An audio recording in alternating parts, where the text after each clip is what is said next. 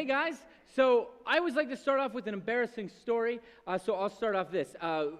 By a show of hands, actually, let's all get embarrassed for a second. By a show of hands, raise your hands if you would say, in 2020, you gained a little bit of weight. Raise your hands. Who would say that? Okay, who would raise their hands and say that their spouse gained a little bit of weight? Don't raise your hands. That was a joke. Please do not raise your hands. I don't want to get you in trouble. Well, I had learned in the middle of COVID, in the middle of 2020, that I was gaining weight because I was staying in like everybody, right? And yet I was ordering out. So I had all this food coming to my house. I was binge watching Survivor, great show.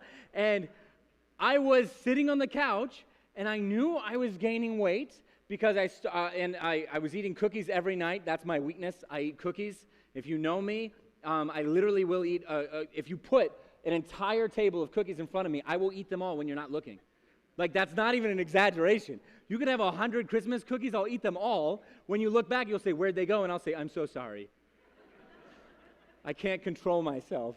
So during 2020, I somehow managed to get so much cookie dough, I even hid some of it from my wife, I'll be honest with you. It was in the fridge in the fruit tray. Nobody goes to the fruit tray. Come on, it wasn't there. That's where I put it. I was like, boom, Toll House, right there. And then just started eating it. So in the middle of COVID, I had realized that I gained weight because of two reasons. Number one, I started wheezing. Anybody ever wheeze? Wheezing is like whispering for the lungs. Right? And then the second way I knew that I'd gained weight is that Micah had bought me this really awesome Chicago Bulls sweatshirt. It was like an older one. She got it at a really cool thrift store, and I wanted to put it on, and it was the size I should have been able to wear. But my body said no. And I looked like when you have the Pillsbury Doughboy can and the thing pops out. That's what had happened. And so it was a moment, it clicked for me, and I think we all get to these moments where we say what? I need to change my life. Right? So I said this. I said, that's it. I got to change. I don't know what to do. I'm not a diet person. I can't do diets. The moment something bad happens with a diet, I'm like, that's it. I'm done. I'm going back to cookies. Why would I do this? So I'm goal-oriented. So what I always do is I pick a goal that I've always wanted to do, and I pick a goal that the side goal of it or the side effect of it is what I'm hoping to achieve. So I pick a workout goal, and the side effect is that I can lose weight. And the goal I'm about to tell you, I will say, good news, this belt, I have to get a smaller belt now. This is the last time I can wear this belt, so praise the Lord, yeah. Okay. That's good. You guys applaud now because you're about to be, like, judging me. So here's what I chose. I have always wanted to run a half marathon and a marathon. I've always wanted to run it. And here's the reason. Because I love to do things that I do not think I can do. It is always inherently in my system.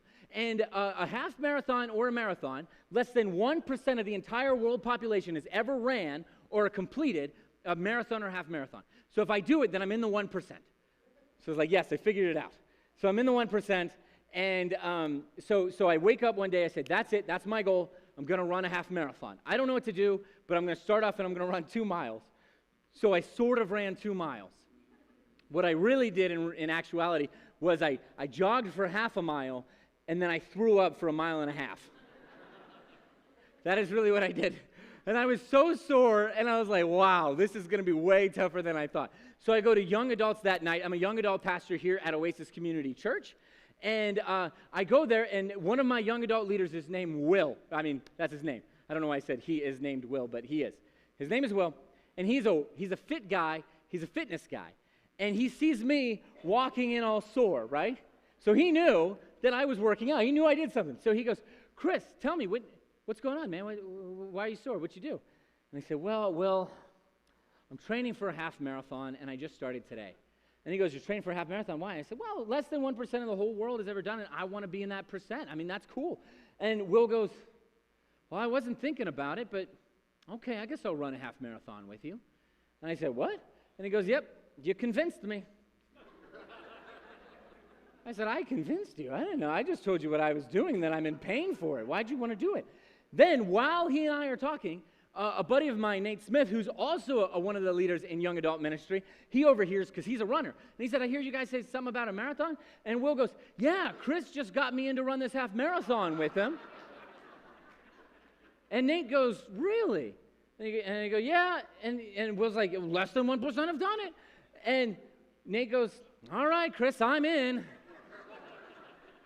So while we're having that conversation, my buddy Cole is coming by, and he's kind of in the conversation. And he's like, what's up? And I said, well, listen, we're running this half marathon. And he's like, fine, I'll do it. And I'm like, guys, I never told any of you to do it. They are all way more impressive than me, okay? They're all fit, and they all can do it, okay? I cannot do it. I picked something that I'm convinced I don't know if I can do. So my whole plan was to actually hide out, try to do it, probably fail, and never actually think about a half marathon again. That was my plan. But now I've got 3 guys who are like, okay, what do we do? They're looking at me. I don't know what to do.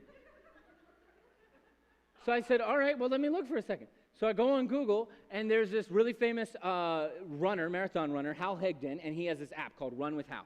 When you download the app, you pick the date that you're going to race, which was in 3 months from then, and then it tells you how many miles to run, what days to run, what things to eat. You know, literally it takes you through everything. It says basically be like Hal. Whatever Hal does for a race, that's what you're going to do. You're going to do like it. So I said, all right, guys, let's all download this app. We downloaded it. The app tells us, Hal, who I have learned is just mean, he said to run 6 miles that Saturday.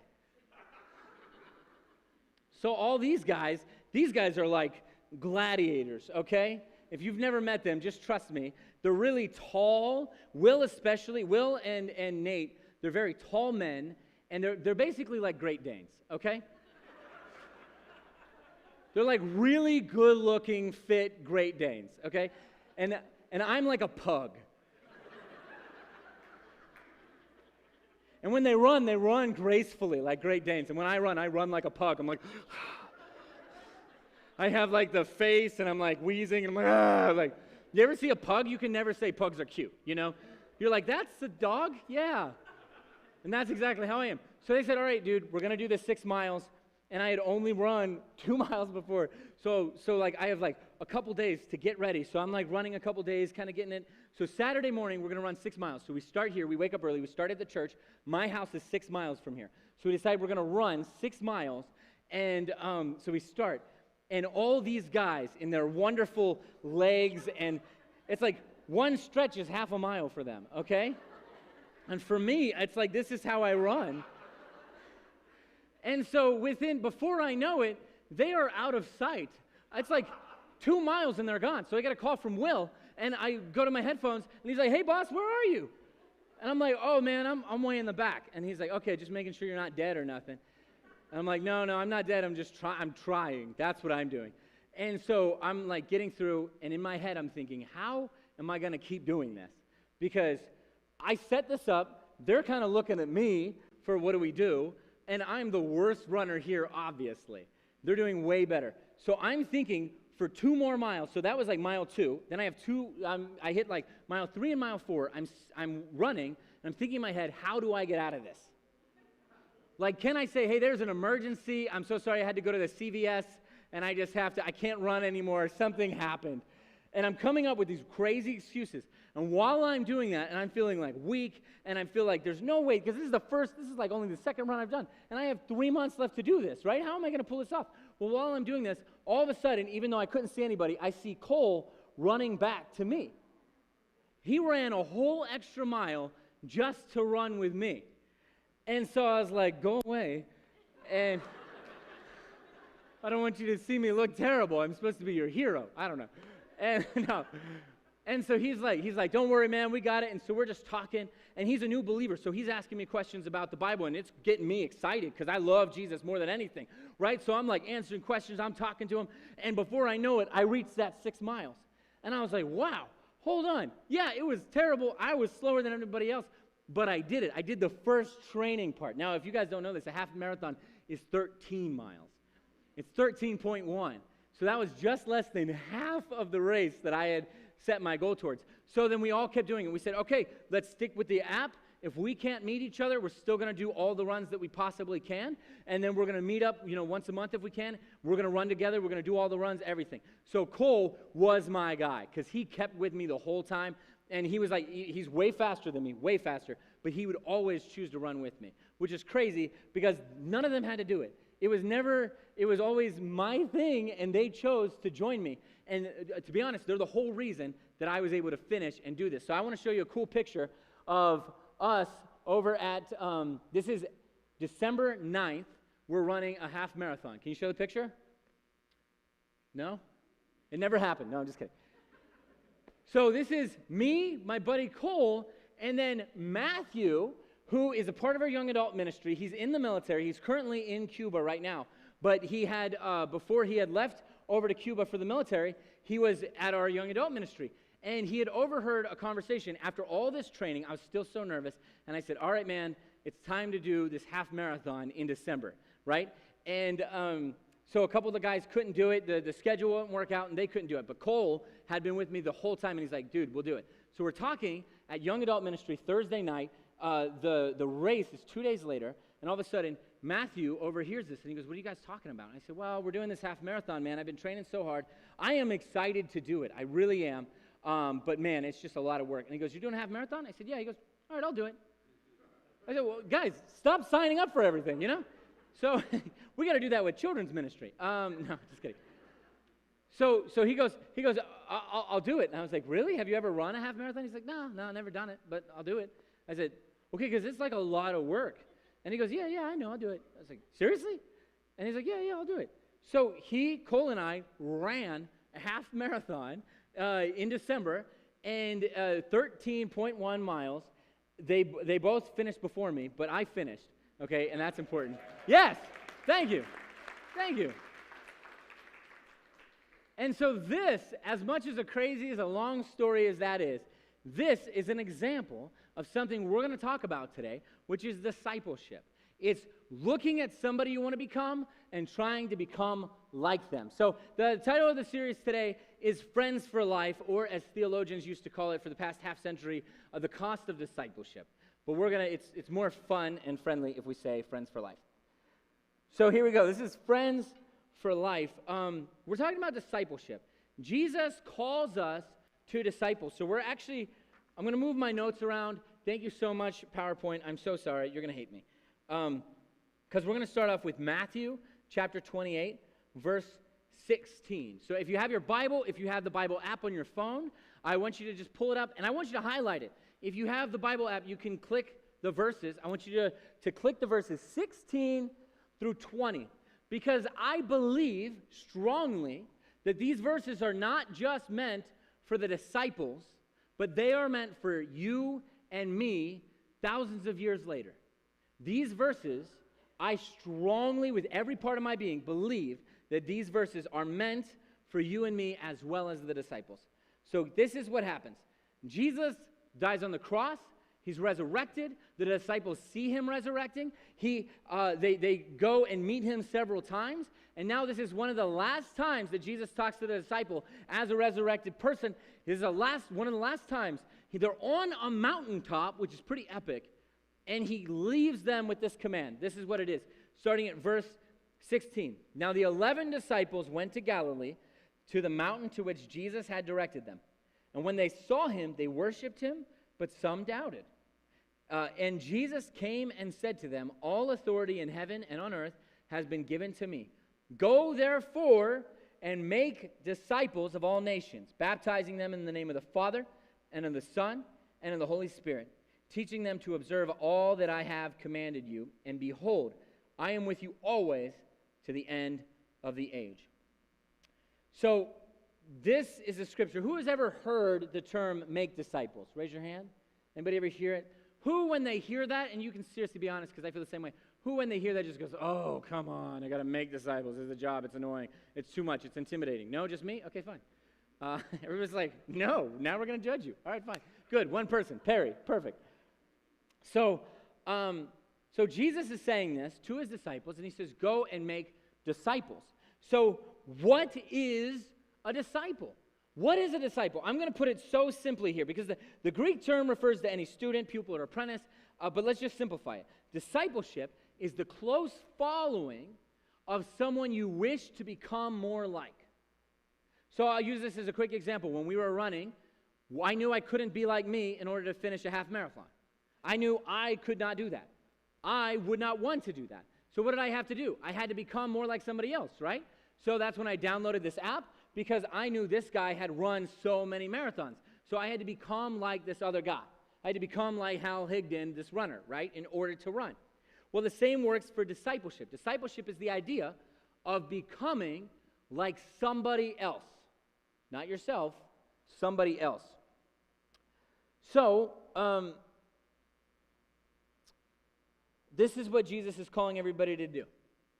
He's calling them to follow Jesus as closely as we possibly can and to get others to follow Jesus as closely as they possibly can.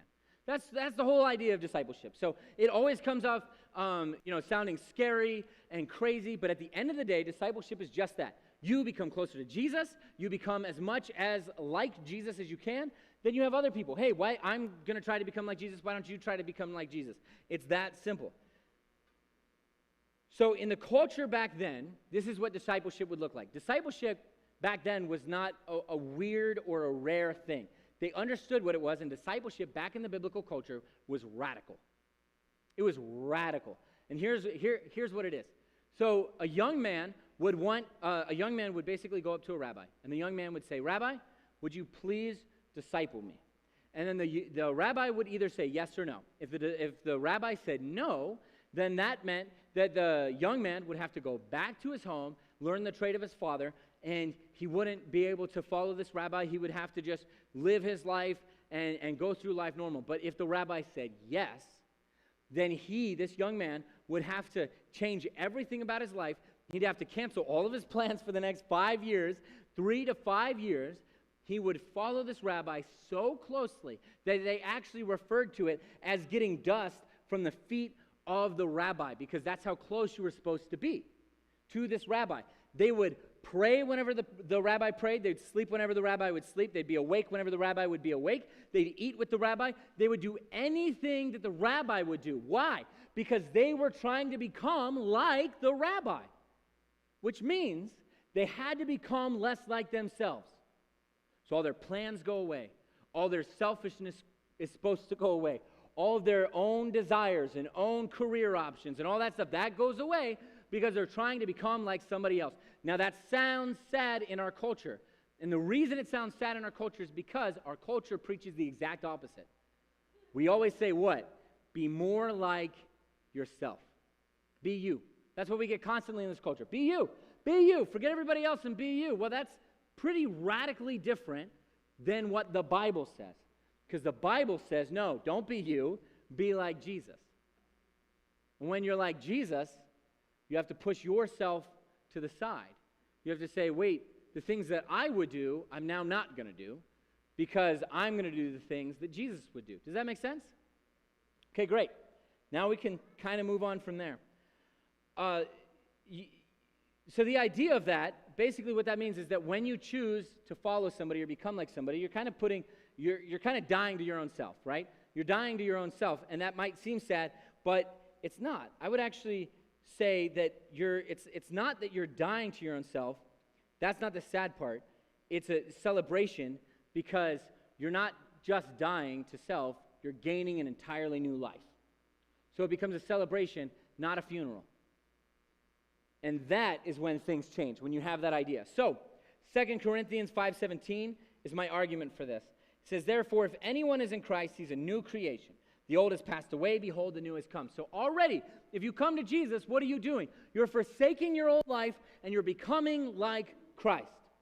When you get saved, and what's so cool about our young adult ministry is there's so many people coming in that knew nothing about God, nothing about the Bible. When I got saved at 17, I knew nothing about God, nothing about the Bible, and you just go, you know what, I just need Jesus, and you take it one step at a time. So if you're sitting here and you're saying, I literally just came to Christ yesterday, do not be intimidated with this message.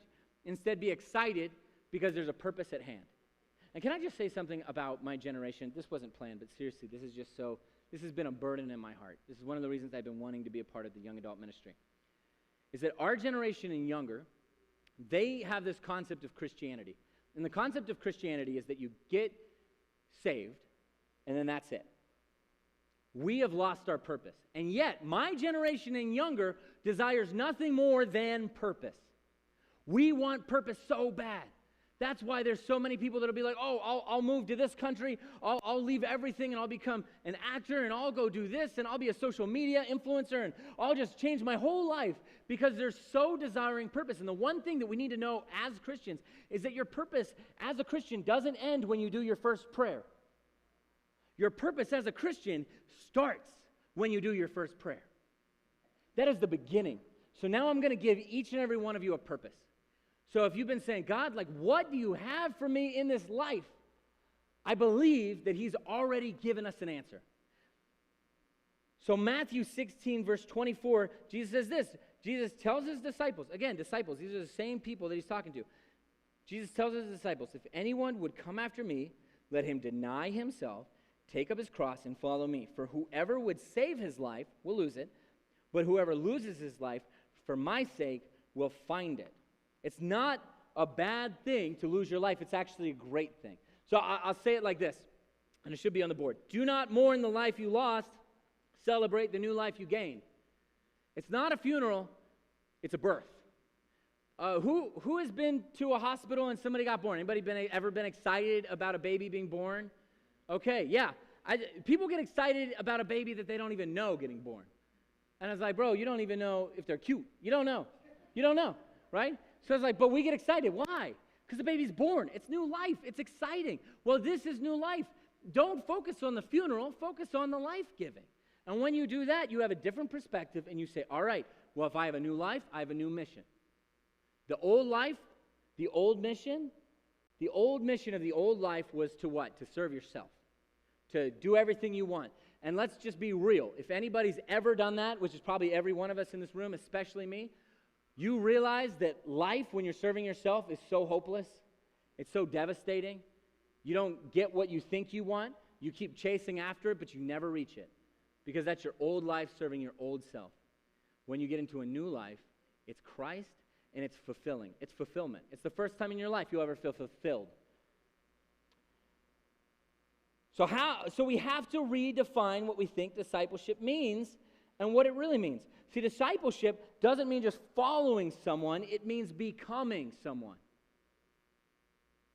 Discipleship doesn't mean just following someone. It means becoming someone. I strongly believe here in our country, we as Americans, as American Christianity, we have become incredible historians of Jesus. We become incredible historians of Jesus. We read all the books. We read books about the books. We read books about the books about the books, right? Like, there's so much that we know. We know what Jesus did. We know where he was. We know how many years he was in ministry. We could tell you all the stats about Jesus, but that doesn't mean that we are becoming like Jesus. We just know about him.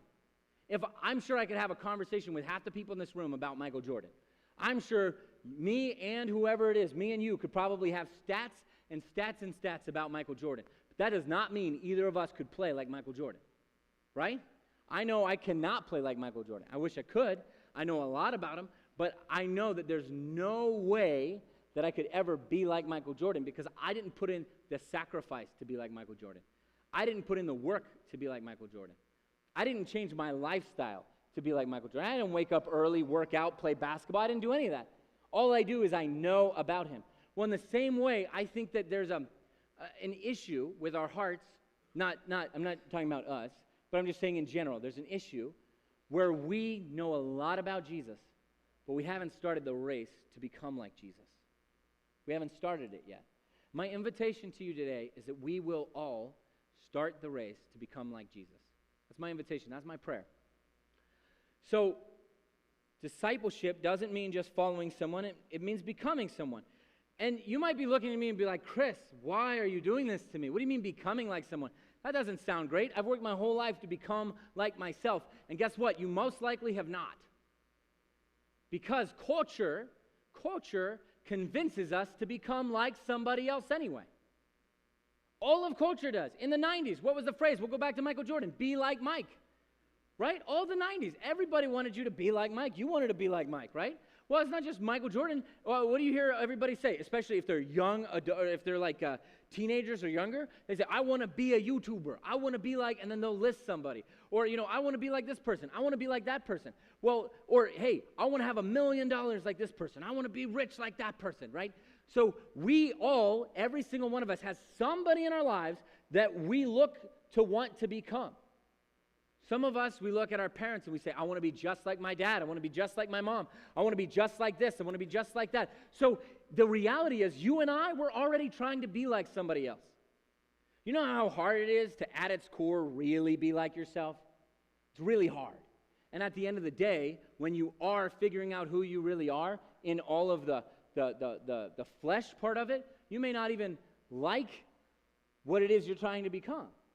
Unless you realize that, and this is just a quick thing in the book of Revelation, so don't be discouraged. In the book of Revelation, it says that we get to be our glorified self. So there is an incredible redemption inside of each and every one of us. But you're not going to find that unless you become like Jesus. So this is what Jesus says. He says, if anybody would come after me, let him deny himself, take up his cross, and follow me. So there is this call to leave ourselves and become like him. Now, you can and you already are trying to be like somebody. You can think it through. If you were to spend all day and write down who you're probably the most like or who you're trying to be like, I'm sure there's somebody. The only difference between you trying to be like somebody else and you trying to be like Christ is Jesus Christ is the only one who's perfect. Jesus is the only one that you can try to be like and actually see good things on the other end. Everybody else, even Michael Jordan, he's flawed. If you ever watch The Last Dance, there's a whole episode about all of his flaws. So when you watch that, you go, oh, maybe I don't want to be like Mike, right? But with Jesus, I want to be just like Jesus. So here we go. Let's go back. Matthew 28, verse 16 to 17. And I want to speak to people because you go, all right, fine. You got me here. I'll be like Jesus. But the idea of discipleship, that means I have to have somebody else go be like Jesus, and I barely even know how to be like Jesus. I just agreed to this right now. Well, I'm not a good salesman, so I'll tell you that, but I will say this. I think that these next two verses will speak to you because they speak to me all the time. Verse 16, now the 11 disciples went to Galilee, to the mountain to which Jesus had directed them. And when they saw him, they worshiped him, but some doubted. I want you to focus on that. But some doubted. I mean, let's look at the context of this, okay? These are the disciples. These are the people that we read about, and we go, I want to be just like those people. And those people doubted right when they're seeing Jesus. I mean, think about it. They're on the top of a mountain. They're having a mountaintop experience with Jesus. He is there. They've already seen him die on the cross. They've seen him resurrected. This is the last conversation. It says that they worship him right there. They're worshiping. Let me just say to you, doubt does not disqualify you. If it did, all those disciples would be out. They doubted, but it didn't disqualify them. So you might have your mountaintop experience. You might, all the women that are heading to the retreat, the women's retreat, I guarantee you, God is going to move. So if you have not registered, go register now. I guarantee you God's going to move. When we launch our men's conference, our men's retreat, in August, God is going to move. So if you're not, when you get a chance to register, go register. God's going to move. But here's the thing. You might be at that crazy, awesome experience of watching God move. You might even see God move in your own hearts. And at that same time, you might have a little bit of doubt. But it doesn't disqualify you. You might be in the middle of worship and have a little bit of doubt. Will God come through? Will God do this? Am I even worth it to be here? Am I worth it to even talk to God? You might have a little bit of doubt, but it doesn't disqualify you. Because doubt and actions do not have to be the same thing. You can have a little bit of doubt, but your actions do not speak the doubt. So the actions are, I will keep praising God. The actions are, I will keep following Jesus.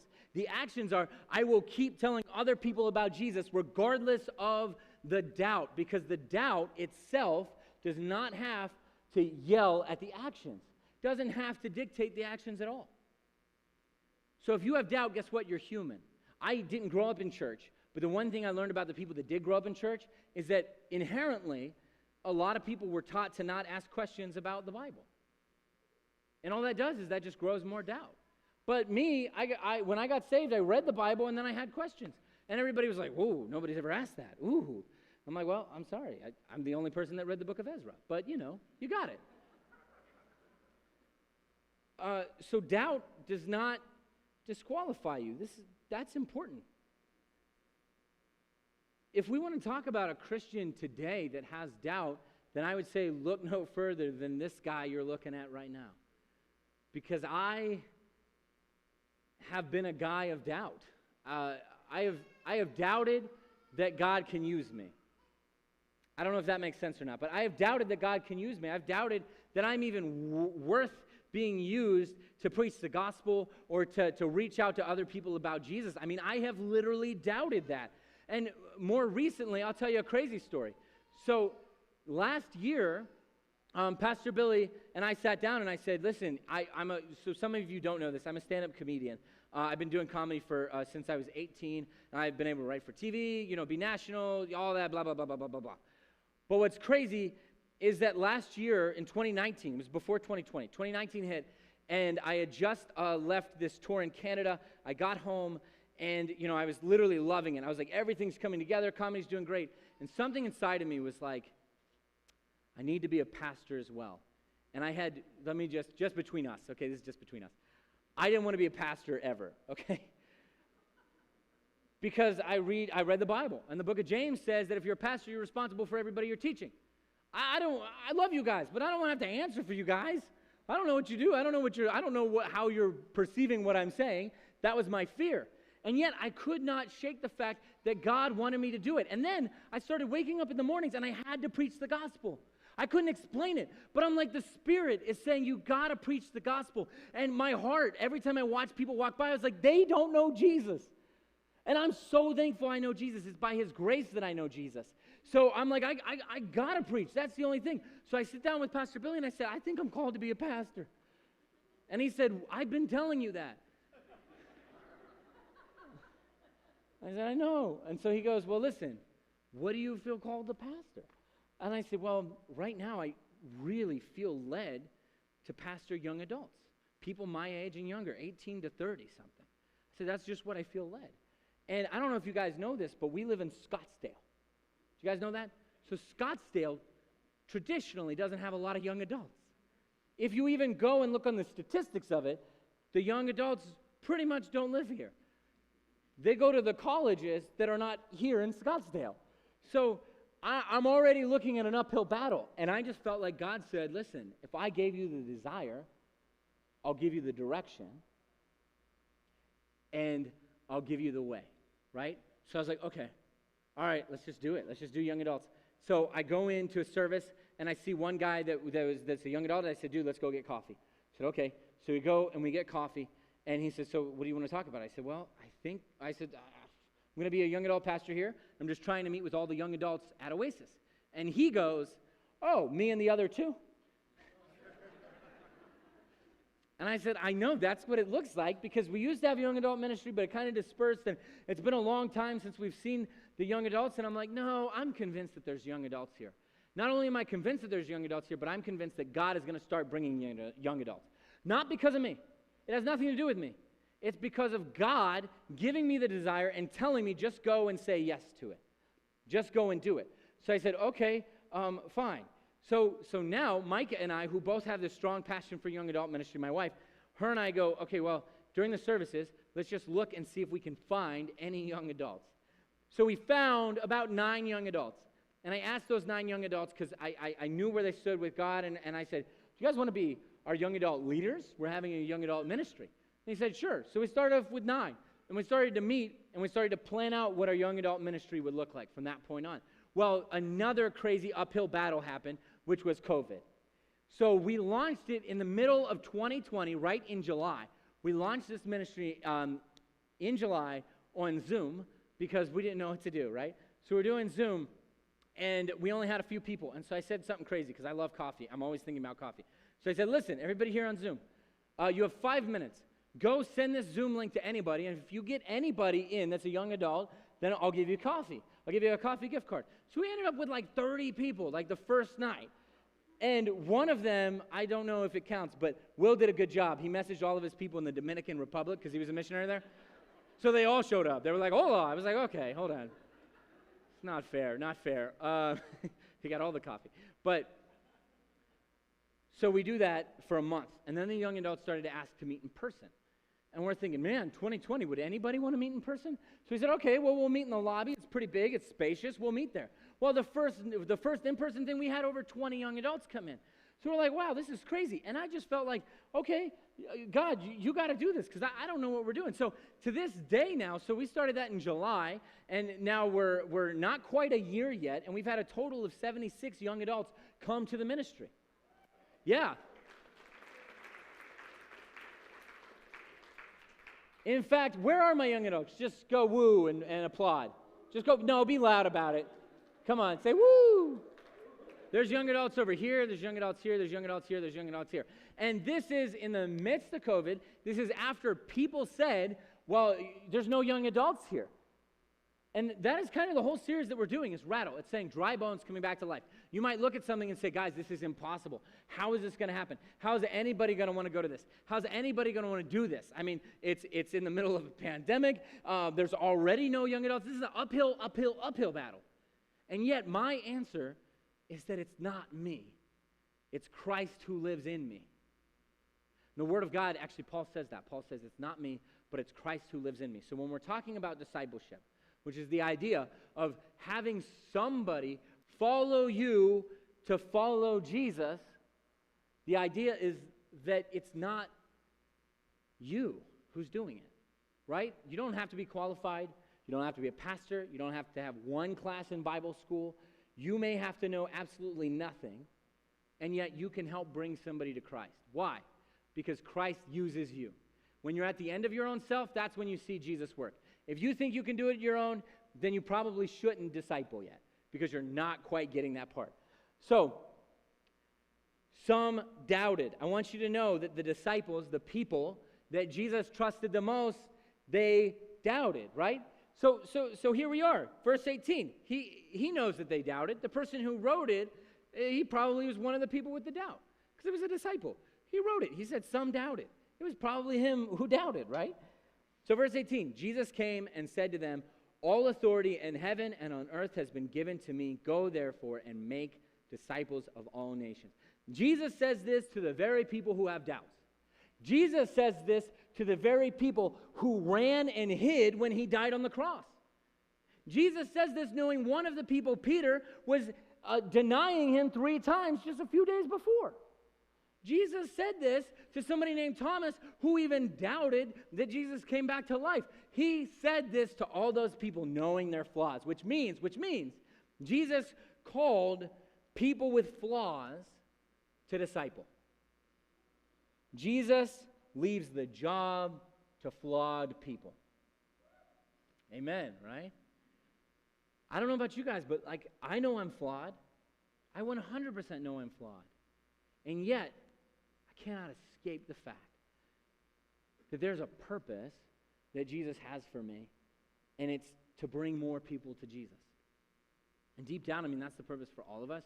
I know sometimes people will be like, well, that's your purpose. I'm like, no, well, technically, it's all of our purposes. It's all of our purposes. So, Jesus leaves the job to flawed people. And again, I already said, it's no longer I who live, but Christ lives in me. It's about Jesus. Because Jesus is just so amazing. I hope that you guys can feel the passion that I have towards Jesus while I'm up here. Yeah, I like to make jokes. I like to, kind of like tell fun stories or whatever. But at the end of the day, if you walk away and go, wow, he's a good communicator, then I feel like I've lost.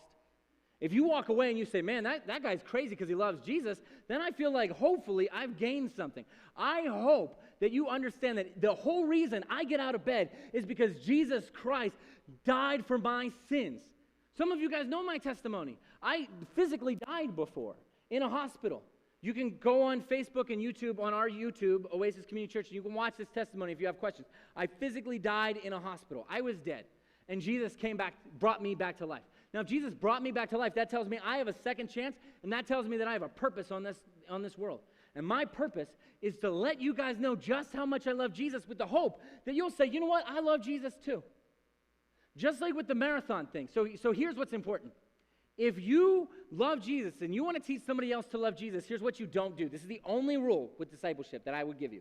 The only rule is this: don't hide how hard it is. When I talked to those guys, and I didn't even want them to be a part of it. I didn't know that they would want to be a part of it. All I did was tell them how hard it was. I said, guys, it's a half marathon. Nobody runs a half marathon. And they were crazy like me and said, great, then let's do it. I was like, wow, that's awesome. So the same thing goes with discipleship. Oh, man, you got to die to self. You got to live for Christ.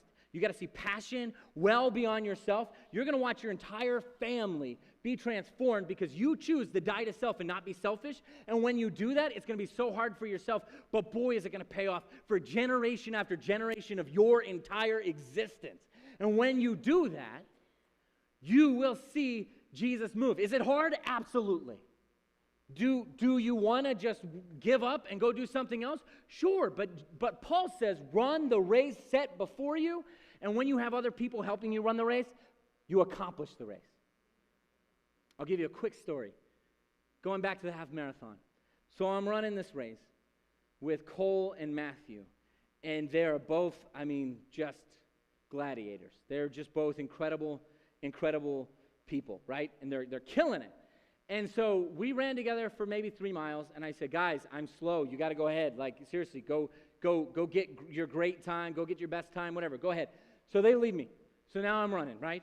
And I've got these, small feet and small legs, and I'm just, starting to, I'm convincing myself. I'm like, don't worry, I got this. I get to mile 8, and I hit a wall. Mile 8 at this wall, I'm like, oh, man, this is really hard. It's mile 8. This is really difficult. I'm by myself. I'm listening to some sermons on my headphones to try to just get myself going. And I'm like, you know what? That's okay. I got it. I'm probably way in front of a lot of people anyway. Right when I say that, this 80-year-old man comes shuffling right in front of me, and he goes, beat ya.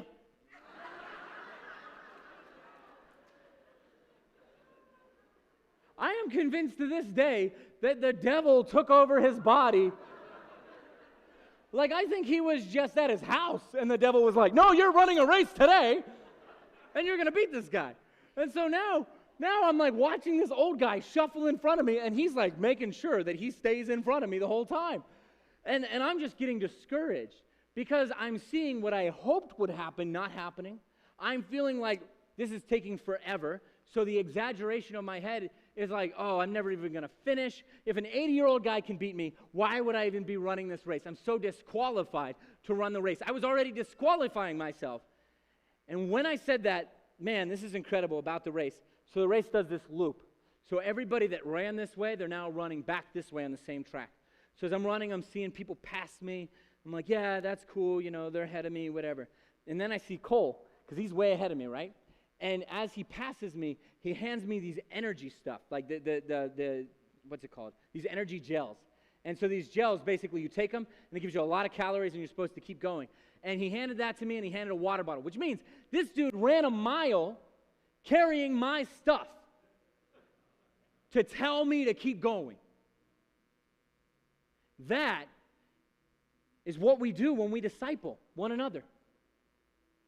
Because even if we were the ones that we thought were the leaders, and we realize very quickly that we're failing in comparison to somebody else, then the other person takes in. The other person says, dude, you got this. Run the race set before you. Keep going. And that moment is exactly what made me say, I got it. What am I doing? And I just shook it off, and I didn't even see that guy anymore. Had I have done it, I would have pushed him, Forget the 80-year-old. I pray for you later, and just keep going. But that's what discipleship is. Discipleship is trying to be like somebody, Jesus. Trying to be like Jesus. And telling others, hey, this is going to be hard. I'm on this crazy mission for my entire life to be like Jesus. You want to do it too? And it's tough. It's really tough. Less than a certain amount of people have ever done this, and I want to do it. And let the other people say, yeah, let's do it. So where do we go from there? I don't know. Let's follow Jesus. Let's read the Bible. Let's do it. Let's just do it. So this is what I want to do. I want to be crazy. Can I be crazy for 2 seconds? We're in this series called Rattle, and the whole idea is to rattle up our lives, to shake up our lives, to start shaking up our faith and say, guys, let's get out of our own selves and start doing something that's going to change the world.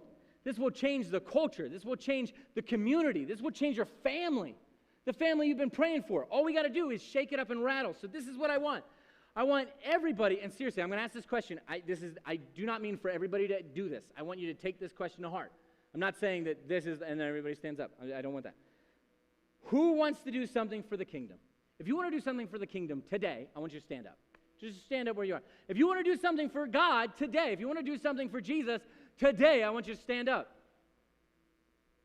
Perfect. Seriously, you guys don't all have to stand up. I get it. You still love Jesus. I'm just asking a question. Okay. Wow, everybody. Now, this is what I want. I want one more step of boldness. If you're saying, hey, I want to do something, like seriously, I'm not kidding, I want to do something for Jesus right this moment, I need 4 people to raise your hand. Just raise your hand. Be bold. Okay, Cole, I see you. Yep, in the back. There you go.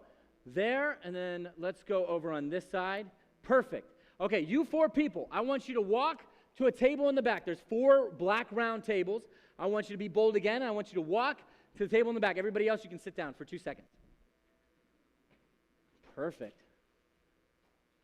Yeah, okay, let's give these guys a round of applause.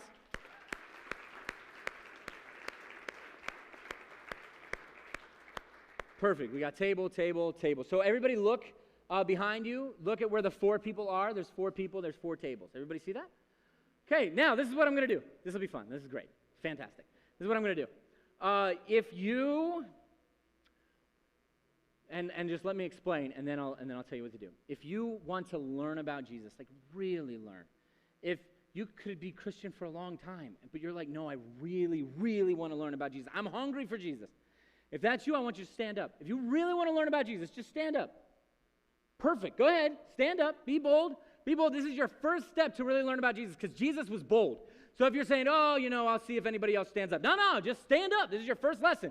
Jesus was bold. He was standing up in front of people. He was talking in front of people. He was going and speaking in synagogues when people were like, what are you doing? Stop talking, right?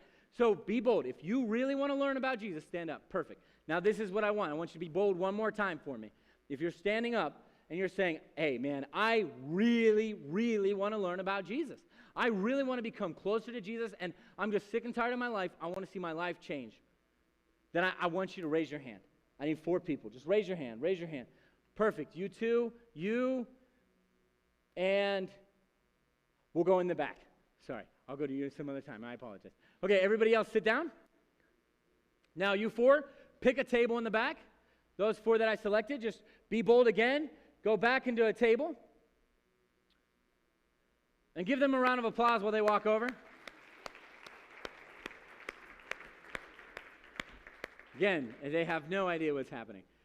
So, this is what we're doing. This is what we did. This is how I tricked you. This is great. Everybody look back at the tables. You're going to see 2 people at each table.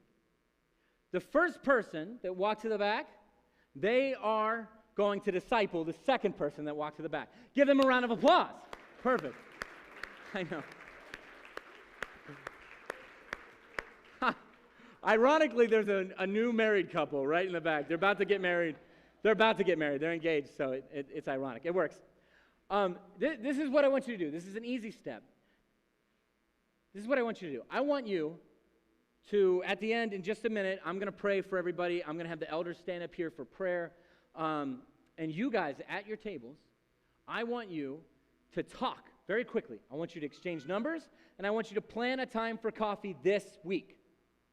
Then, when you get there for coffee, I don't care where you go to coffee, I don't care what coffee you get, I don't care if you even do tea and you're like, I don't like coffee. I don't care. Meet up, and I want you to talk about Jesus. That's it. I want you to talk about your life with Jesus. I want you to talk about Jesus, okay?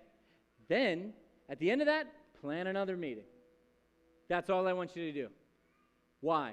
Because what I did was get you out of your seat and get you into a place to say, all right, fine, I will disciple. Because here's the thing, if you are already willing to get out of your seat, that means that you are willing to do something for the Lord. And the Lord, Jesus, he tells all of us to do this. So my calling for each of you that did not get a table, there were a lot of people that raised their hands, and I'm super thankful for you. This is what I want you to do. I want you to text somebody, and you might say, I'm not qualified. Neither am I, okay? I want you to text somebody and that you're thinking, hey, I need to talk with them about Jesus. They sort of know the Lord, or they do know the Lord. I need to disciple them. I need to bring them in church. I need to do all this stuff. I want you to text them today and say, hey, I was thinking about you. Can you grab coffee this week? And then I want you to meet with them, talk to them about Jesus. That is how discipleship works. It's not as complicated as we make it think. It is instead wildfire that the disciples and the first century church did, because what they did was they were disciples who made disciples, who made disciples, who made disciples, and millions of people, like wildfire, really knew the Lord. And that's what we have to do, is flawed people to say, I don't know anything, but I do know Jesus, and I'm going to learn more about Jesus while you're on the journey with me. That's it. So this is what I want. I want the elders to come up here for me, please. And I have elders coming up to pray with you. And I'm going to pray for you in 2 seconds. If you're brand new to this and you're saying, you're crazy, but I do feel like God is speaking to me, and I don't have Jesus in my heart, and I feel like I need to have Jesus in my heart, then I want to pray for you. And then the second thing I'm going to pray for is I want to pray for the people that know that they need to get started. They need to start this race for Jesus. And my prayer for you is that if that's you, just look at me real quick, please. Lock eyes with me real quick, because this is important. If that's you, I am going to pray for you that God will open up the door for the right person to come to you this week. Somebody that's been on your heart, they're going to keep being on your heart, and you're going to have a conversation, and you're going to say, all right, we need to talk about Jesus. And that is where it's going to start. So if you need, let's have everybody bow their heads, close their eyes, all that jazz. If you need Jesus in your heart, like seriously, you're not playing anymore. You're not playing church. You're not pretending. You need Jesus. You're at the end, and you need Christ. And I feel like this is so important for somebody right now, that somebody is saying, I don't know what to do. I'm going to lead you into the best thing, which is that you're going to be done with your old life, and you're going to start a brand new life with Christ. And so I just want you to repeat after me, and if everybody could do that, that'd be great. You're going to say, Dear God, thank you for dying on the cross for my sins, for all the things I have done. Forgive me of my shame